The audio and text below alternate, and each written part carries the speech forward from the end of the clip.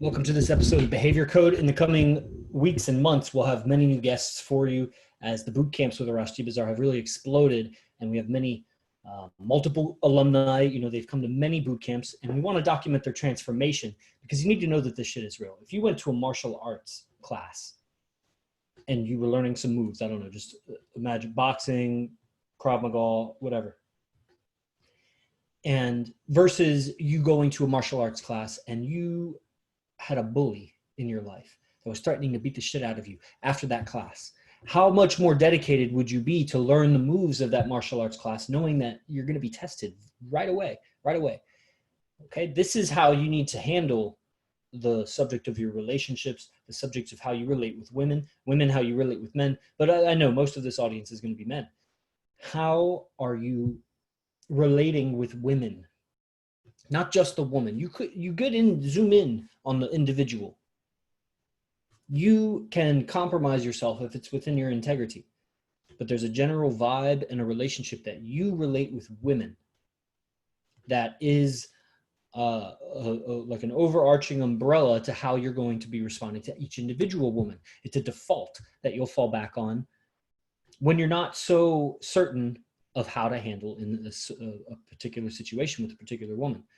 There's a relationship that you have with women, and there needs to be a relationship that you have with but when you do it this way, there is a general, there are general qualities that attract women in all ethnicities and all cultures.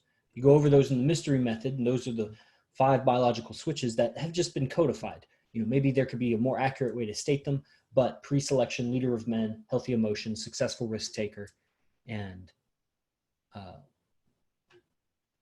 what was the other one? Leader of men, protector of loved ones, healthy emotions, successful risk taker, and pre-selection. These 5, pre-selection being the main one. Why? Because the other 4 have to be confirmed by a woman to really get close to you. In her mind, it's not what you think it is. Just because you think you protect loved ones, she has to process that you protect loved ones. It's an important quality. Now, how do you get that across? You don't just say, I protect loved ones. I mean, you could just be like, I protect loved ones. You can definitely tell stories, little ways you can demonstrate it, bigger ways you can demonstrate it, right? When she gets that you successfully take risks, which could just be entrepreneur, could be your skateboarder, whatever. You successfully take risks. Healthy emotions, we could get into, I'm not going to break everything down. And a leader, other men follow you.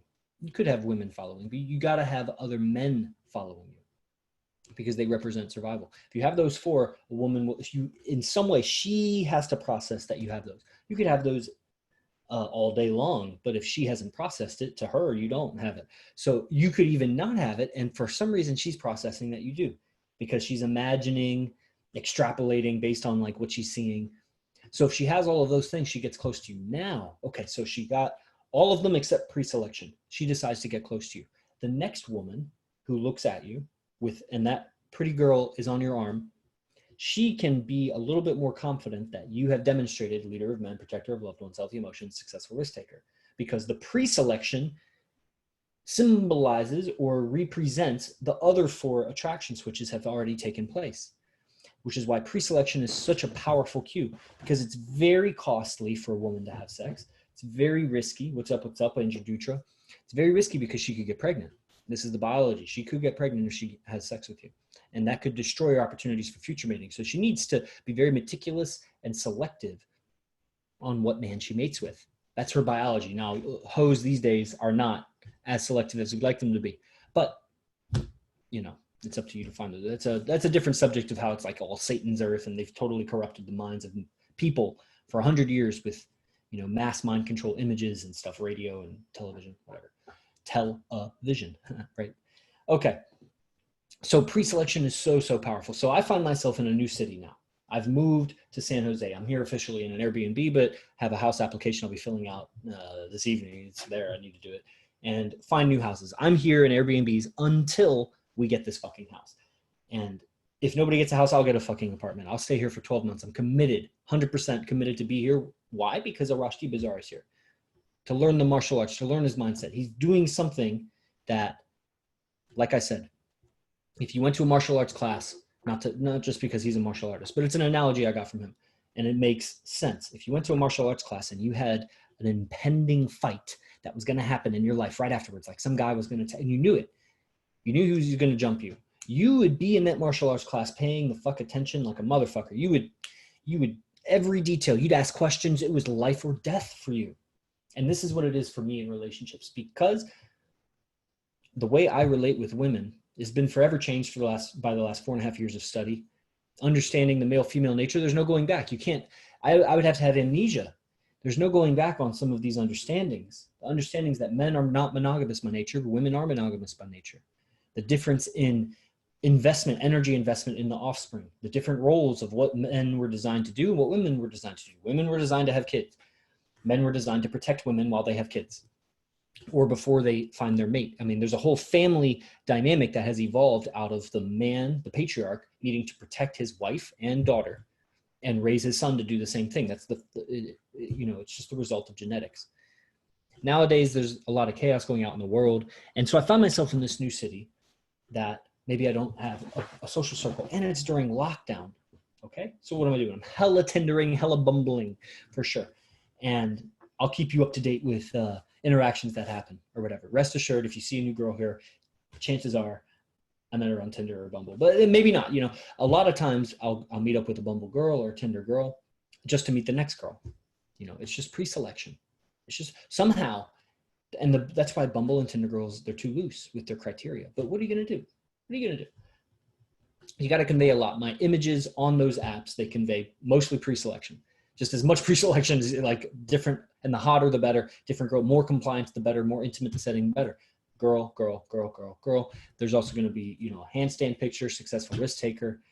There's also going to be, on one of them, I had an image of me crying. I don't know how that's going to work, but I was like, how do I convey healthy emotions? Like, I should have maybe one with my mom and dad. That'd be a great family photo or something. And actually, that's a good one. As I'm talking it out, I think that would be a really good one. I'm just looking at it from successful risk taker, healthy emotions, protector of loved ones, leader of men. I have one of me teaching a bunch of guys I taught at Brian Casella's event, hundreds of people there, or 100 people there. And so that's a great photo, leader of men, right? Okay, so swipe everybody. I don't give a fuck, just swipe everybody, because anybody just needs to meet me. The really chody looking girls, like, they're going to need to have immaculate communication, which none of them ever do, but I still swipe because it's practice, whatever, keep me busy. And the ones that rise to the surface, which are in their communication, sometimes it's in the looks, but you can't be too selective who you're going to match with. I mean, maybe if you're famous or whatever, I don't know what kind of guys' profiles are getting like hella matches with hella fine girls just all over the place. But I get my humble about matches. I work with those. Eventually, they're going to meet me out. I know this. It's happened in Phoenix, Arizona, Albuquerque, Houston, Florida, all over the U.S. when I was touring with yoga. It's just no girls really got close enough to me. Not that I didn't hook up with girls, but no, there's a quality about them that, before I post them on social media. So you never saw those girls, but that's how you do it. You think of the profile as I need to hit all the attraction switches, mainly pre-selection, but definitely the others. And I mean, I could get into the wording of it, whatever. I'm sure there's guys that are more cocky, funny than me. I'm not, I try to just like kind of blow their mind a little bit and a little bit macho. So they just kind of submit, they filter themselves. I assume every girl that matches with me wants to be submissive because the way my profile, the wording of it. It doesn't mean I'm so like BDSM or something. Not that there's anything wrong with that. It's just there's a frame on this. Like, you're going to follow, you're going to listen. Now, you don't have to from the beginning, but I want a woman that does that. I don't say that on my profile, but that's the vibe that I'm in when I make the profile. So I come to this new city. I match with as many people as possible. I get in dialogue. I don't compromise myself, but, I'll bend my attitude a little bit just to see where they are at with it. Because they are a reflection of the other men they've been with. So they're going to communicate like a fucking bossy bitch because they bossed their last guy around. So I'll let them get away with a little bit and then just try to softly break some frames. It'd be like if I was wrestling and a new guy was wrestling me, I'd let him get in on a leg or think like he's going to, and then I would softly defeat him. I don't need to smash his face in the mat. Andrew Dutra, any book recommendations on seduction game and the principles you were speaking about? All of my books with Arash Bazar, I would say the Sex Sutras, all the no fucks. The main no fucks book is, I don't know if the link is up right now on my website, but that's a really boss book. So you can send me a message if you want that. That'll blow your mind. Blow your mind. If you want the cheaper stuff like online, I would go the mystery method, and that's really it. I mean, the game is kind of motivational. It doesn't teach you anything, but it's kind of motivational. I mean, but that's not going to be more motivational than Arash Bazaar. I mean, that's hella motivational. The guy lives right near you, Andrew Dutra. He's got 5 gorgeous girlfriends. Like, what are you doing? Get over there. Now, as far as books, you get the mystery method, and I think that's important. That's going to be like $10, $15. Other than that, any book that I've written with Arash Bazaar, I think the Shane Smith Science of Attraction, or if that's what it's called, I read it. I think my books are better, but you know, his book, his book is his writing. I'm taking notes on Arash. So that if mine is better, that's because mine are notes of Arash. His is like, he wrote those. So that's pretty fucking dope because I haven't written anything, but I podcast. Viking Tarot, I would also suggest Mystery Method Basics all, but yeah, the Mystery Method is the algorithm. This is what I'm explaining. The 5 attraction switches come from the Mystery Method. The sound bites and things are going to be in there. I recommend mystery. You know, but my teacher is Arash Bazaar. He doesn't have books. He has books other people have written with him. And mine is the best of all of them, I think. I'll message you later. Hell yeah, appreciate you, brother. Yes, Arash is next level. Arash is like next level. Like, I don't know anybody that has held their balls or kept, let's not say held their balls, like kept their balls and had 2 girlfriends. Like every guy I've seen, and I've met one in person, but every guy that I've seen that has poly, that has these 2 girl relationships, they're fucking choked. Except for one guy I saw on Jesse Lee Peterson, who's this black guy from like New York or something, into hella Egyptian magic or whatever. Handsome guy, had, I said 4 wives or something, or 4 girlfriends. I don't know if it's girlfriend or wife. And 2 of them were there with him. They had a different attitude towards him than Arash's girlfriends, but they seemed like, you know, more or less loyal women, just different behavior, like not as heavily conditioned, you could say, to be like a proper woman. But that was really interesting to see. Didn't look like he'd be able to teach anybody else how to do it though. Like he looked like he always had gotten girls. That's what it seemed like. I don't know. Maybe people say that about Arash too. So that would be someone to look into. But that's not what he was doing. He wasn't like a dating coach. Another reason why, you know, it would seem like if you went from 0 to hero at this game, you went from like never getting girls. Like, this is what I would do. I used to never get girls when I was growing up. Like, I guess I had some cool experiences like here and there. I remember one of the coolest was when I was 6, my best friends were these twin black girls right down the street, like three or 4 houses down. And like, we used to play and hang out all the time. And if I remember that, there was a coolness there that it was just like, man, this is natural. And, you know, then later experiences, whatever, through high school or whatever. But I think I was a late bloomer in a lot of this. A lot of frustration and just like not knowing what the fuck was going on in high school and middle school. And a lot of creepy behaviors that now I see in guys that come for coaching. I'm like, I remember those behaviors. Even into college, creepy ass behaviors. Really just warped, wrong. And yeah, mom and dad, television, Disney, everybody else around you. You're swimming in an ocean of feminism. You don't even know. It's just an ocean of toxic feminism, making men into women, making women into men. Somewhere in the middle, they meet as some kind of gender neutral fucking blob of nonsense that has no idea how to relate to each other in a way that's actually like powerful. They can relate to each other with their warped behaviors and their warped opinions and their warped knowledge, that with warped statistics and warped everything. You can make up a language like J.R. Tolkien in The Hobbit and then live in your own fantasy language. That's what feminism did. They lived in their own fantasy rules about how men and women are, and they try to yell at everybody to convince them and to do it otherwise. That's all it is. And all you can do as a man, if you encounter a beautiful woman that's into feminism, is just attract the fuck out of her. Just attract the fuck out of her and then manipulate her mind back to the way it's supposed to be, because the world has dislocated her mind. The same way wrestling dislocates your elbow, PT has to come over and manipulate your elbow back into place. In that instance, manipulation is not bad. You dislocate your hip in yoga and the chiropractor manipulates it back and boom, pow, manipulation, not bad. The world has dislocated her mind from her genetic body.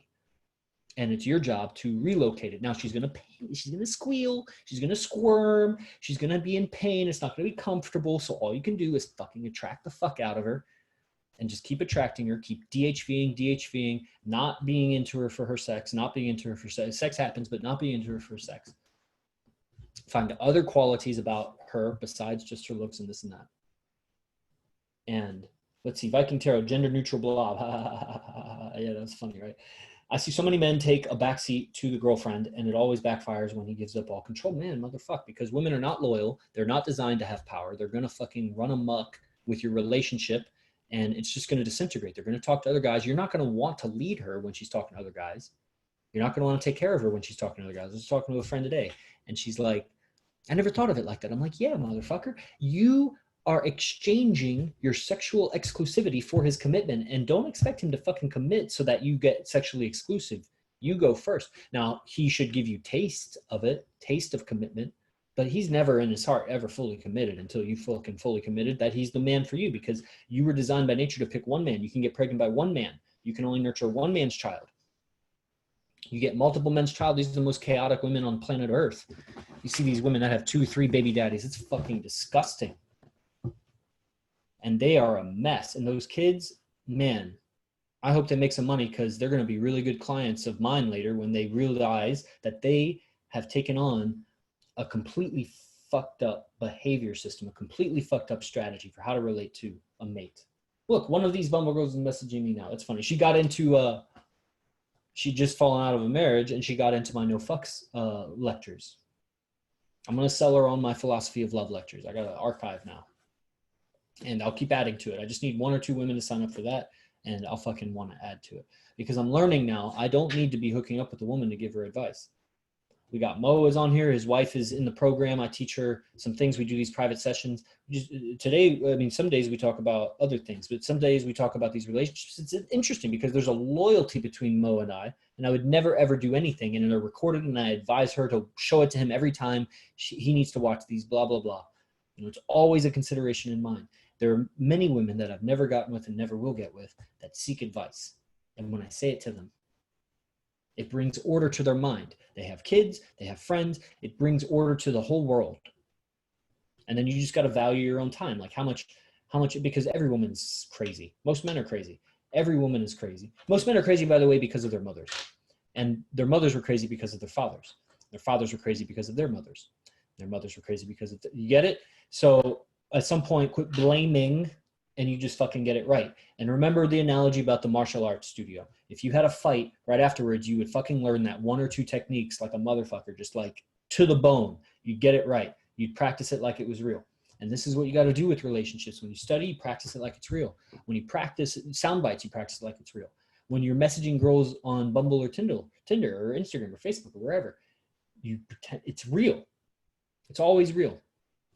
If you're a guy and you have a girlfriend, fiance, wife, whatever, when she leaves you, then you'll see how not seriously you were taking it with other women. You were fucking slacking. And the pain that you feel is almost entirely your fault because you didn't take it seriously enough. Why? Because you were comfortable. You were comfortable with that broad. You didn't think she was going to betray you like every fucking woman in history. Except for like Melania Trump. Even there, I'll bet she's betrayed. But, you know, when you have that, when you wield that much power, yeah, you get some loyalty, you know. But power is in the consciousness, because all power that can be found on the outside world was originally on the inside world. Like that person had to think it, speak it, act on it. That all came from the mind. That's how they ascended. Or at the very least, that's how they retain their power. You can't just retain power. It'll flow away from you if you don't know how to act. And that all starts in the mind. So all power is really mental power. That's why someone like a Rashdi Bazour that has 5 girlfriends, what the fuck is that mental power there? What is that? You would think it's like mind control or something, but how much as his student have I seen of him lecture, seen of his private life, seen his generosity? He's hooked me up with hotel rooms. He's hooked me up with money. He's hooked me up with whatever generously, just without it in a way that's classy, you know? And then I manage some of his money, and it's like I have an idea of what it's like. No, he's not mind controlling these girls. He's just that good. He's just that fantastic. He's just, the way he talks frees you. An hour of conversation with him frees you for a week. Why? Because he's earned that. Because he's working on himself all the time, because he's hacked this code to the code. If the code was language, there's a code underneath the code, which is why language works. What is you know, if we're watching Zoom right now, there's some code behind this Zoom program that makes it work. There's an actual computer or a website. There's a code, HTML, that you see that looks, it's the code of the system. But there's a code underneath that code that makes HTML work. Why does HTML work? You can't just type some letters in the computer and all of a sudden HTML works. Like there must be a code that makes HTML work. It's machine code, zeros and ones that make the level 2 program work. There's a code under, we all know that, okay, so the mind is where all power is, that all power is through communication, you make it happen. But why does communication work? There's a code to the universe, the machine code, the sacred geometry of the universe, that why random sounds, once we've codified it in our minds, can represent meanings, that I can transmit a whole movie to you through my words, a whole life of experience through my words to you, and you can now change. You can change if I tell you what it's like to fuck 2 girls at the same time, or if I tell you what it's like to do cocaine, or if I tell you what it's like to, I don't know, my mom died or something. Like, you can live through an experience that I tell you. Power of communication. But why? Why does that work? Because there's an underlying code to that. You could call it sacred syntax. You could call it just the sacred geometry of the universe. But why do different words have different frequencies? Different grammar has a different frequency, the different meanings of different sentences. That's why you pick up sound bites from like Mystery Method or wherever. You're hacking the code of language, but not the words aren't so unfamiliar to you. When you learn sales language or seduction language, it's not like you increase your vocabulary so much that you hardly learn any new words. It's basic words. It's just you put them together and then fit them into a context of why you're saying that when and to who. And it's like, boom, whoa, I didn't think to say it in that situation. Because the zeros and ones underneath the words creates a potent effect, a powerful explosion. And when you understand more and more the zeros and ones, this is what I'm saying, best I can say it right now. This is what Arash has done. He's gone into the words under the words, this code under the code, so that not that you have to do all these calculations with zeros and ones, but you start to feel out the vibes of words and your tones, all for the purpose of seduction, which has survival in it. You can't, survival meaning like money, power, influence, rep, status, connectedness, whatever. To seduce, you got to have all those things. Leader of men, you got to be leading men, and you can't be leading them over a cliff. Like after 20 years of doing it, you got to be leading them somewhere. Healthy emotions. You put so much broadcast out, you communicate so much, let other people see you communicate. You're going to have, your emotions will come out, and you'll fuck up your world sometimes when you lose control of your emotions. So you got to ascend. You just fucking ascend. Like, remember, martial arts studio, fight right afterwards. How seriously are you taking it? Leader of men, successful risk taker. Like, you know, I would say, you know, winning attitude. You got to have a winning attitude. You got to be a winner. What do you like when you win? You just got to be like that all the time. And even when you're losing, you got to be winning. And, you know, protector of loved ones. How do you demonstrate that? Like, these are the ways that you seduce a woman, so that you have pre-selection. And pre-selection is how you seduce multiple women. So, but the basic 4, how you seduce the one woman. So it seems like for the purpose of seducing women, you got to be a pretty fucking good guy. Like, people would dog seduction, but it's like, wait, I'm leading men somewhere. I'm protecting my family. I am I have a positive self-esteem, positive attitude, which is different than saying healthy emotions. Healthy emotions, you can experience them all, but the underlying attitude is I'm winning through this. This is for a reason, you know. And healthy emotions, successful risk taker, leader of men, protector of loved ones. Yeah, protector of loved ones. Somehow, do you have a protective quality and it is distinguished who your family is? Maybe the world is your family. You'll attract that kind of girl that wants the world to be her family too. But the most beautiful woman, I mean, you distribute your resources among the world, she's not going to get the better share. So the more beautiful she is, she wants the better share. The more high value she is, she wants the better share. So whatever your family is, do you protect them? If you demonstrate these 4 things, you can seduce a woman, given that these are the basics for attraction. If you have attraction, you can seduce her. You just got to be comfortable, honest, blah, blah, blah. But to be able to do all of those things, you got to have those qualities also. To lead men for a long time, you got to be honest and, you know, everything that you would need later on, except for the sensual skill set of how to touch, how to escalate, how to kiss.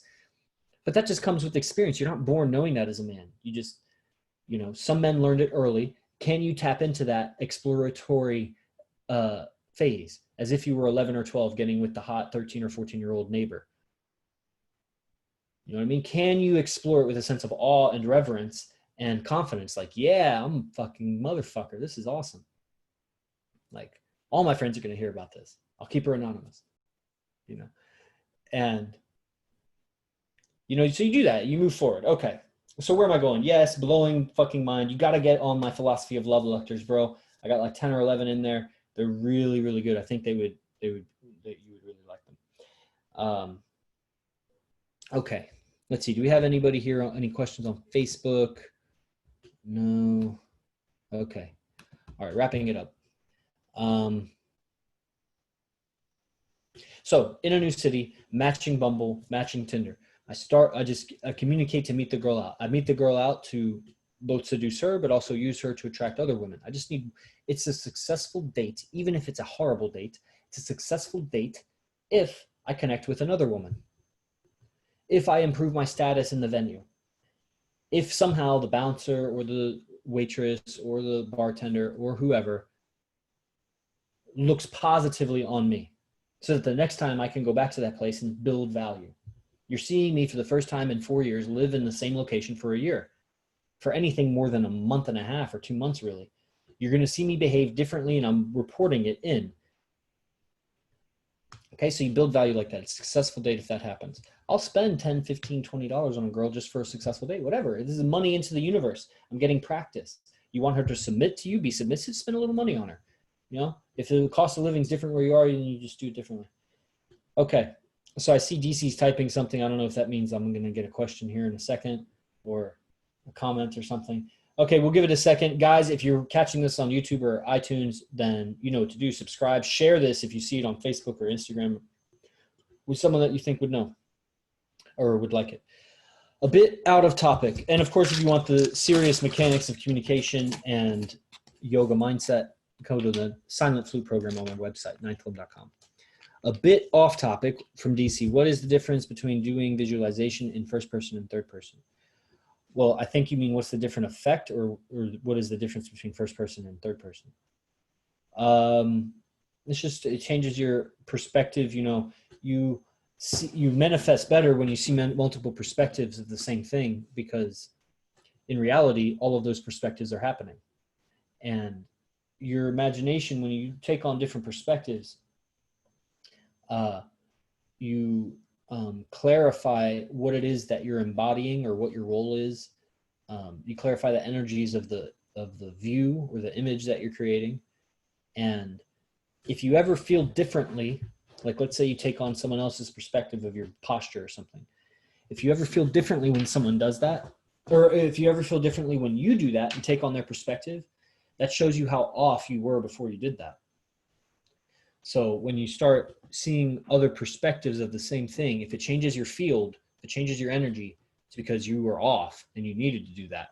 And you only needed to have that experience a few times to realize, I always need to do that. I need to look at it from every angle until I feel solid about this thing. And then you can see why it would manifest then. Okay. So happy you're up this way. We will connect soon, brother. Yes, come to the next boot camp. It is July 26th. Come to San Jose, man. Start putting in your payments now. Start studying these lectures now. They're going to blow your mind way beyond this. I'm just a messenger. And thank you all for tuning in. And I look forward to seeing you every Tuesday until I stop this. Who knows how long I'll do this? I really don't. I'm looking at it and I'm like, man, I just give you guys value. You got to fucking sign up for something. You know what I mean? Otherwise, we're going to have an apprentice meeting about growing the channel. So definitely if you catch this YouTube, iTunes, any podcast platform, subscribe. We'll see you next time.